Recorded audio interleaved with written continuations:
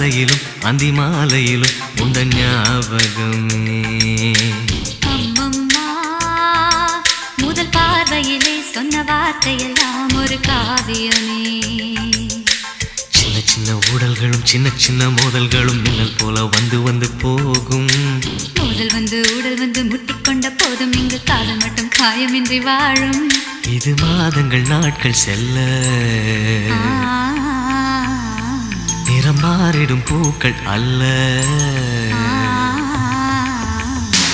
மீனம்மா அதிகாலையிலும் அந்தி மாலையிலும் உந்த ஞாபகமே.